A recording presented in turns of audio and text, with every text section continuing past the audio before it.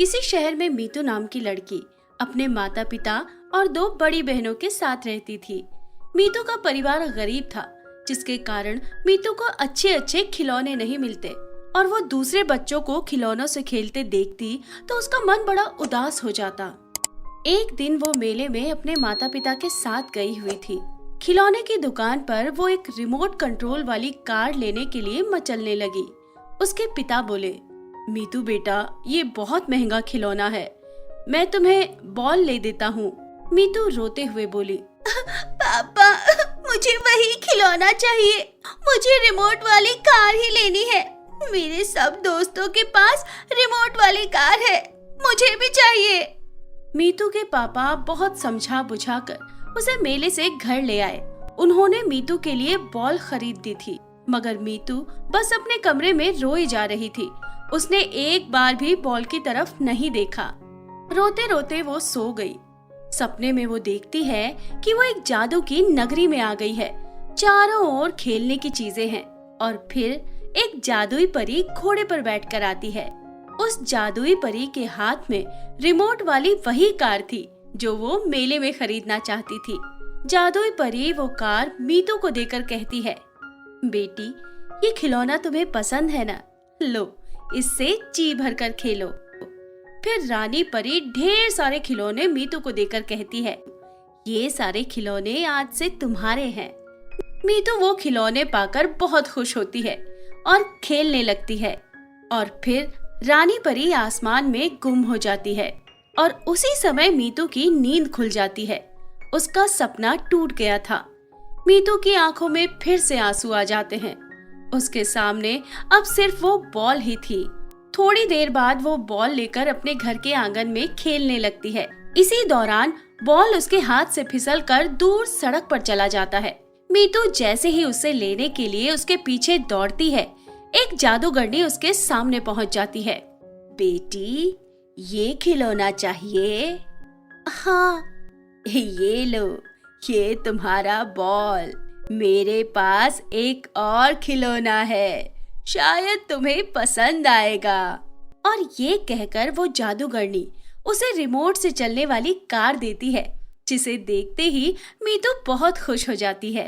बेटी, मेरे पास और भी बहुत सारे बढ़िया बढ़िया खिलौने हैं, तुम खेलना चाहोगी? हाँ। तो चलो मेरे साथ। और ये कहकर जादूगरनी उसे अपने साथ लेकर चल पड़ती है।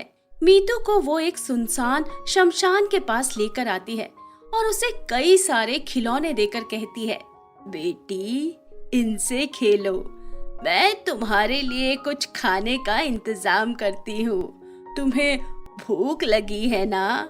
मीतू हाँ में सर हिला देती है। जादूगरनी हंसते हुए चली जाती है। वो मीतू की बलि चढ़ाने का इंतजाम कर रही थी।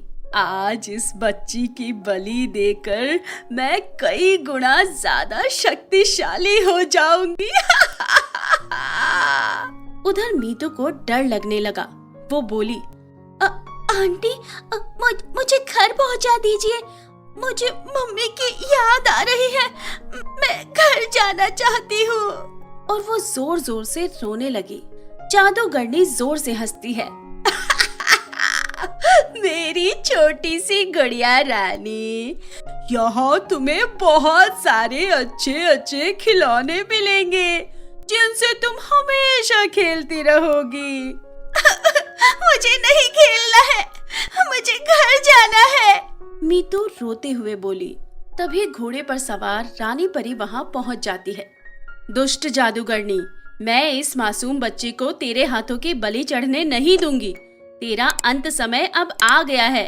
और ये कहकर रानी परी अपनी जादुई छड़ी से जादू करती है और देखते ही देखते जादूगरनी आग में घिर जाती है। वो तड़पकर अपनी जान की भीख मांगने लगी, मगर रानी परी ने उसे जलाकर राख कर दिया। रानी परी को देखकर मीतू की हैरानी का ठिकाना ही नहीं रहा, क्योंकि ये वही सपनों वाली रानी परी थी जो इस वक्त उसके सामने खड़ी थी। मेरी बच्ची, कल रात मैं तुम्हारे सपने में आई थी। मैंने तुम्हारी मासूमियत को देखा तो तुम्हें इस चांडाल चुड़ैल के हाथों मरते नहीं देख सकती थी। मेरी बेटी, मेरे रहते तुम्हें कोई तंग नहीं करेगा। और ये कहकर रानी परी ने उसे जादुई खिलौना दिया। ये जादुई खिलौना है, जब भी दिल करे तुम इस खिलौने से जैसा चाहे वैसा खिलौना मांग सकती हो। ये सदैव तुम्हारी सुरक्षा भी करेगा। रानी परी, आपने मेरी जान बचाई, मुझे खिलौना दिया।